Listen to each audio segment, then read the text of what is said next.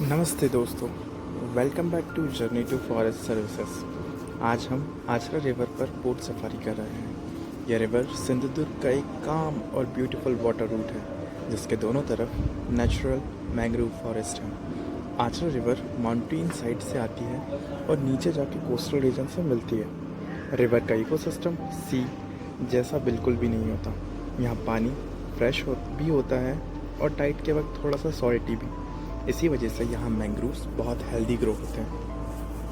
आचरा महाराष्ट्र के सिंधुदुर्ग डिस्ट्रिक्ट का एक छोटा सा कोस्टल विलेज है। यहाँ के लेगून, बैकवाटर और मैंग्रोव फॉरेस्ट एक यूनिक इकोलॉजिकल मिक्स बनाते हैं और इसी इकोसिस्टम का हिस्सा है जामदुल, जहाँ वेटलैंड और मैंग्रोव स्पीसीज वैरायटी सबसे ज़्यादा हमें दिखती है। आचरा विलेज में एंटर होते ही सबसे पहले जो चीज़ें दिल जीत लेती हैं वो है नारियल के पेड़ों का एस्थेटिक व्यू। लंबे लंबे कोकोनट ट्रीज हल्का हवा में धीरे धीरे हिलते हुए बिल्कुल कोस्टल वाइब क्रिएट करते हैं। और इसी के साथ हम अपनी मैंग्रोव सफारी स्टार्ट करते हैं। हम स्लोली आज रिवर के किनारे पहुंच गए और ये नदी समुद्र से जुड़ी हुई है, इसलिए यहाँ हमेशा एक हल्का सा कोस्टल ब्रिज फील होता है और इसी नदी से हमारी बोट सफारी स्टार्ट होने वाली है। बोट में बैठते ही एकदम अलग ही शांति लगती है। ना ट्रैफिक, ना नॉइज़, सिर्फ पानी का साउंड और नेचर की रिदम। इस सफ़र का सबसे एक्साइटिंग पार्ट है मैंग्रोव का डेंस फॉरेस्ट, जो हम अब एक्सप्लोर करने वाले हैं। ये आचरा जामदुल के मैंग्रोव नेचर के रियल प्रोटेक्टर है। ये पेड़ कोस्टल एरिया को स्ट्रॉम और इरोजन से बचाते हैं। मैंग्रोव्स का रूट सिस्टम इतना स्ट्रॉन्ग होता है कि ये पूरा इकोसिस्टम सपोर्ट करता है। फिश ब्रीडिंग, क्रैब्स, बर्ड्स सब यहीं डिपेंड करते हैं। इस स्ट्रेच में नदी थोड़ी वाइड हो जाती है।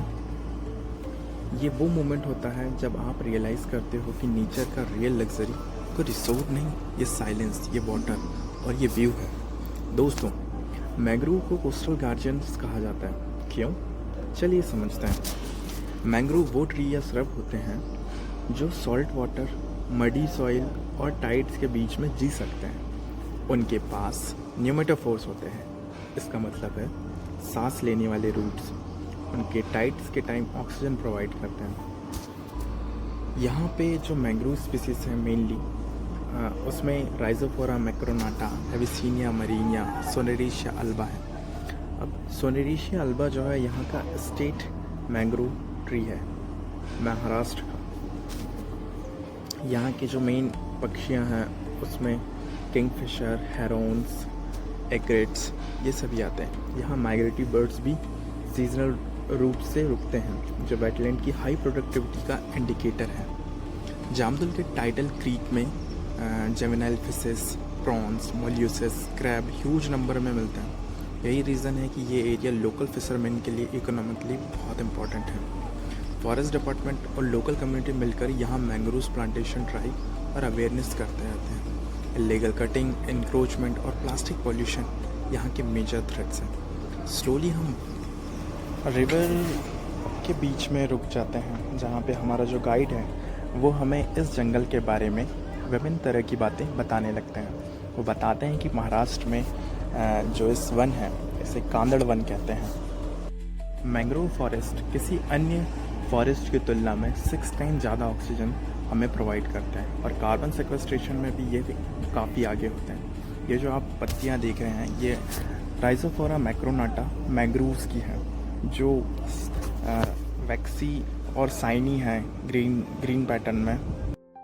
मैंग्रोव फॉरेस्ट का एक यूनिक फैक्ट ये है कि इसके जो फल होते हैं वो पेड़ में लगे लगे ही जर्मिनेट हो जाते हैं और वहाँ से जर्मिनेट होकर ये नीचे गिरते हैं और वहाँ से एक नए मैंग्रोव ट्री का उद्गम होता है। ये जो आप छोटे छोटे रूट्स देख रहे हैं ये न्यूमेटोफोर्स हैं। यही मैंग्रोव्स को फ्रेश ऑक्सीजन प्रोवाइड करते हैं। ये जो सलाइन वाटर है इसको डिसैलिनेट करके इन्हें जो फ्रेश वाटर की जो कमी है वो पूरी करते हैं। कोस्टल एरिया में हम जनरली देखते हैं कि जो भी डिज़ास्टर आते हैं, जैसे कि साइक्लोन हुआ, सुनामी हुआ, इस समय जिस कोस्टल एरिया में मैंग्रोव सिस्टम अच्छा होता है वहाँ इन डिज़ास्टर का जो इफ़ेक्ट है वो काफ़ी कम हो जाता है, क्योंकि इसका जो ये काफ़ी डेंस होते हैं, इनके रूट्स एक दूसरे को टाइटली पकड़े हुए होते हैं, जिसके कारण जो विंड की स्पीड है वो कम हो जाती है, और इस तरीके से ये डिज़ास्टर मैनेजमेंट में भी एक इम्पॉर्टेंट रोल प्ले करते हैं।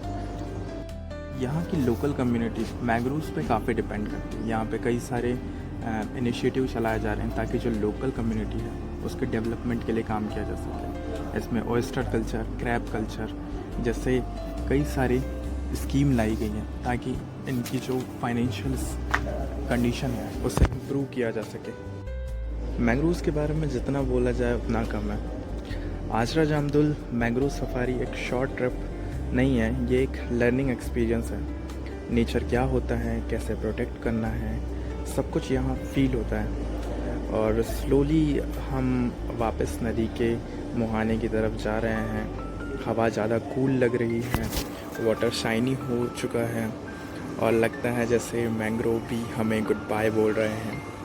तो दोस्तों, आजरा जामदुल का मैंग्रोव इकोसिस्टम एक silent but powerful coastal protector है।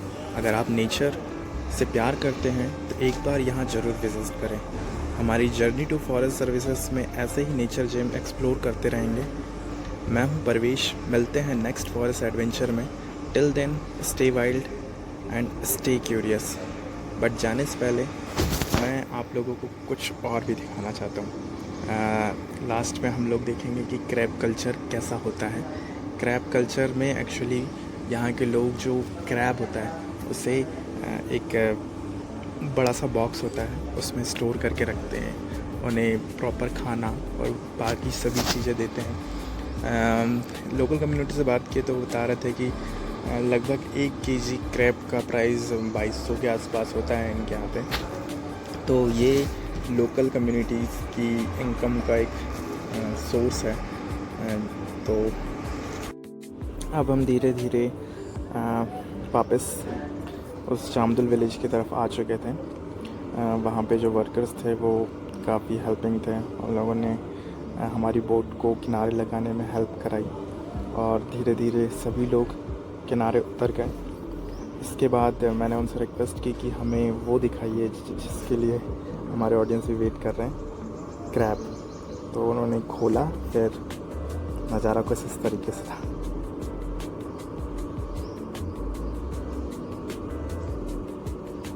काफ़ी बड़ा था, मैंने आज तक इतना बड़ा केकड़ा कभी नहीं देखा था। पर